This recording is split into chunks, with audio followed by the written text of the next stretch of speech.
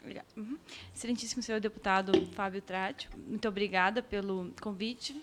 Demais deputados presentes, os colegas de mesa, cumprimento a todos. Esse convite me é extremamente desafiador, especialmente no momento que há um texto original do PL 8045, que é tão caro aos estudiosos do processo penal, aos quais eu faço especial deferência, e também inúmeras emendas, e também projetos de lei tramitando em paralelo, como o PL anticorrupção. Assim, a amplitude do tema ela exige uma sistematização e também uma cientificidade. E a ciência do direito, como qualquer outra, ela exige metodologia e fontes, referenciais teóricos, documentais, dentre eles, os documentais estão a própria Constituição, tratados internacionais de direitos humanos e legislação infraconstitucional. E, em relação à metodologia, uma delas é o estudo comparado, que demanda do pesquisador especial atenção ao sistema jurídico paradigma, natureza, linguagens jurídicas e institutos. Em relação à produção de normas formais, essa exige controle de constitucionalidade e convencionalidade. E também essa produção tem um papel contramajoritário, uma vez que o clamor público pode ir de encontro aos direitos fundamentais previstos na própria Constituição e nos tratados internacionais. Então, vamos situar a discussão nas seguintes premissas: na própria Constituição brasileira de 88 e nos próprios tratados internacionais. E ambos prevêem, dentre eles, o Pacto de Direitos Civis e Políticos, devido processo legal, contraditório, ampla defesa e presunção de inocência, que são inerentes ao sistema acusatório. E um grande desafio é aparelhar e termos em mente o sistema acusatório nesse novo projeto de lei. Em relação ao que a gente vai discutir hoje, especificamente, e aí eu entro no tema, que é o plea bargain, que é o objeto dessa audiência pública, a DPU e a instituição a qual pertenço, sou defensora pública federal, e esse é o meu local de fala, concorda, em parte, com a implantação do plea bargain, seguindo uma orientação do Centro de Estudos de Justiça das Américas.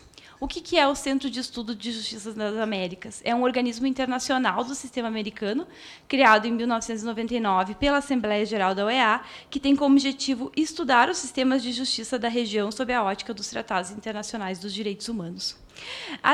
Com base nesses estudos, a implantação do plea bargain é uma necessidade, se considera uma necessidade, e caso considerada uma necessidade, é necessário aproximá-la do sistema acusatório, valorizar o contraditório, a ampla defesa e o devido processo legal e valorizar também a economia processual. No entanto, há diversos problemas para enfrentar para a implantação dessa proposta do plea bargain no Brasil. Um deles é o déficit estrutural crônico da Defensoria Pública Brasileira e um risco de reforço da matriz inquisitória. E da lógica, se a gente fugir do quê? De uma lógica de processo baseado em audiências, uma lógica de oralidade. E aí eu explico essa questão, a importância da lógica da oralidade.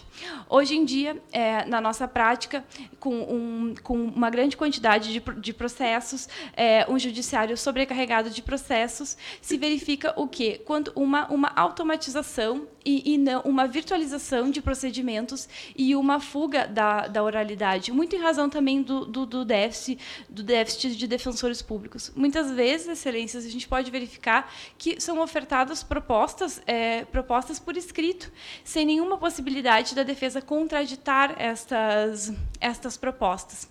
Muitas vezes são ofertadas, e a gente já tem justiça negocial ressaltando no nosso ordenamento jurídico, transações penais, sem se verificar, sem sentar acusação e defesa no mesmo, com paridade de armas, analisar essa ação penal, analisar o conjunto probatório e analisar se há efetivamente uma justa causa para uma ação penal.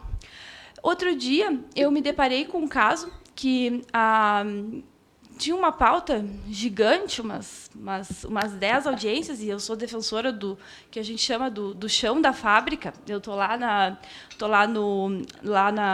em Porto Alegre, na subseção judiciária de Porto Alegre da Justiça Federal. Tinha várias pautas do dia, eu resolvi, aceita a transação, não aceita a transação? Não, vou dar uma olhada aqui nessa denúncia. E a denúncia, a senhora tinha chutado uma cadeira lá da Caixa Econômica Federal e a denúncia era de ameaça.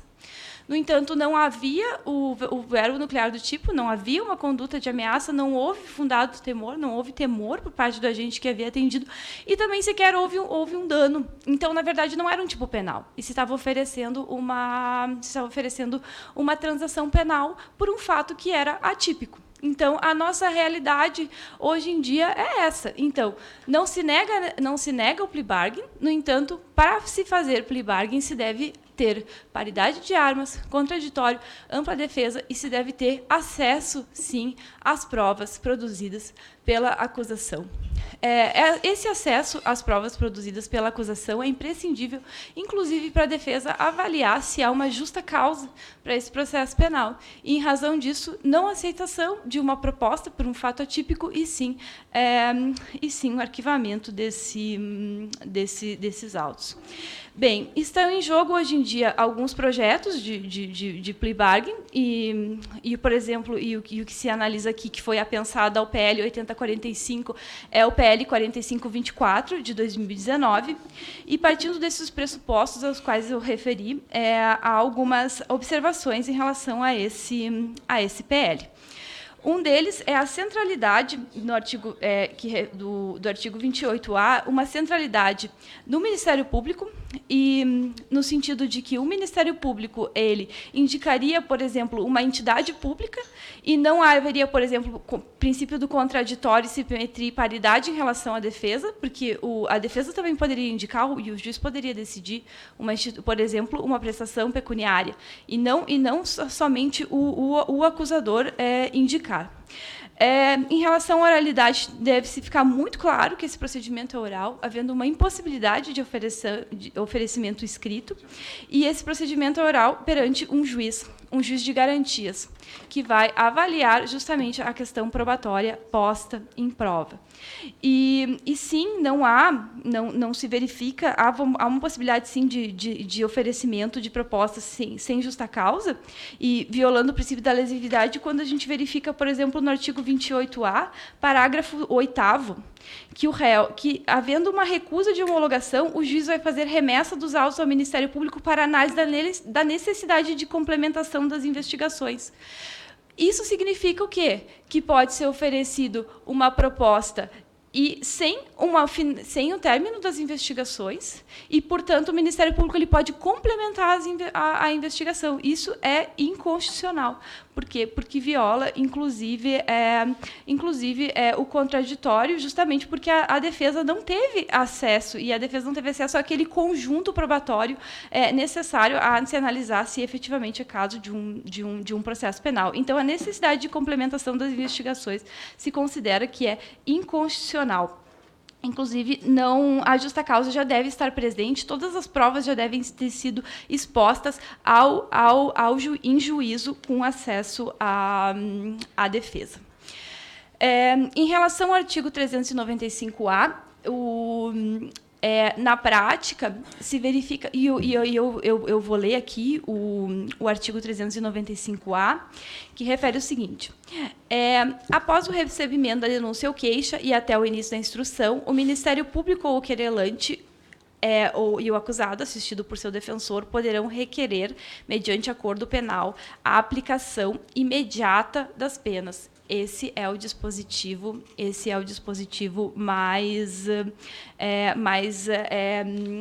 que deve ser mais discutido, no sentido de que uma aplicação imediata das penas seria uma condenação que seria executado por um juiz de execução criminal, e, na prática, ele suprime totalmente o sistema acusatório e se diferencia do acordo de não persecução penal ali do artigo 28A. Então, se, de um lado, eu, como a Defensoria Pública, concorda, em parte, com um plea bargain, com um acordo de não persecução baseado na oralidade, baseado na paridade de armas, baseado num contraditório, no sentido de que será negociada a proposta, inclusive levando em consideração a situação pessoal do réu, considerando que a maioria dos réus são hipossuficientes, com uma hipossuficiência, inclusive técnica, no sentido de uma inviabilidade de negociação, havendo necessidade de uma defesa, havendo uma necessidade de um contraditório em relação à indicação de entidades, em relação à indicação de bens. O dispositivo também, há alguns dispositivos problemáticos no sentido de que o Ministério Público ele indicaria os bens, por exemplo, no caso de renúncia a bens indireitos, aí refere indicados pelo Ministério Público, ou seja, o acusador ele tem a prerrogativa de escolher, sem o devido processo legal, os bens a serem confiscados. Então, se suprimiria também essa questão da indicação pelo Ministério Público e também seria submetido ao contraditório e à ampla defesa essa renúncia de bens no acordo de não persecução penal. No entanto, retomando, totalmente diferente é o artigo 395-A, que refere à aplicação imediata das penas. A aplicação imediata das penas, ele tem como requisito a confissão da prática da infração penal, então ele exigiria uma confissão circunstanciada da prática da infração penal e renúncia do direito de recurso, e seria uma colaboração do acusado para a rápida solução do processo.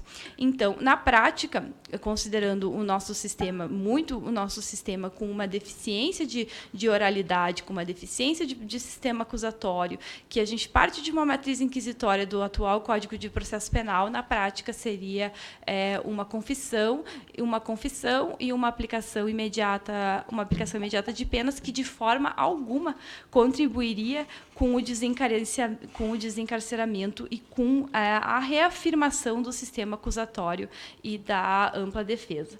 Então, se de um lado se concorda com todas essas ressalvas, com o acordo de não persecução penal, nesses termos que foi referido anteriormente, se discorda totalmente com essa forma de aplicação imediata das penas previstas no artigo 395-A.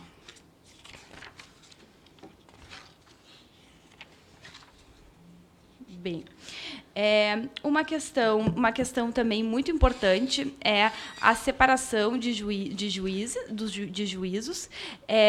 e uma questão também que é muito importante, que também é muito relacionada com esse princípio acusatório, inclusive com plea bargain, é a investigação defensiva, é a produção de provas pela defesa e é a possibilidade de considerar a defesa como participante desse sistema de controles epistêmicos no processo penal, em que o juiz ele é um juiz de garantias.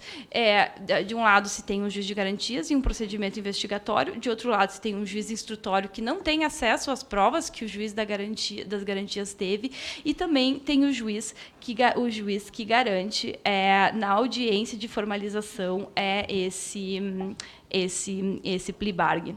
Então, esse juiz ele tem que ser imparcial e tanto a defesa quanto a acusação têm que estar aparelhadas em paridade de armas para garantir que a efetividade e o objetivo desse plea bargain conforme o que foi endossado pelo Centro de Estudos de Justiça das Américas. E com certeza não se deve fugir da problemática que é a ausência de aparelhamento da defesa no Brasil, a deficiência de defensores públicos, a emenda constitucional 95, restringindo a interiorização e o preenchimento de cargos de defensores públicos. Isso tudo prejudica, de certa forma, esse sistema de oralidade previsto no projeto de lei. Bem, concluo a minha explanação. Muito obrigada.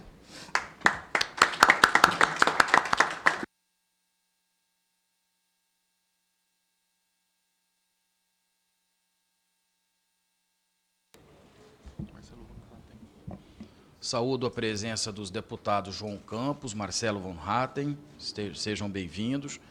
O deputado João Campos é o relator geral do novo Código de Processo Penal, portanto, a presença dele é muito importante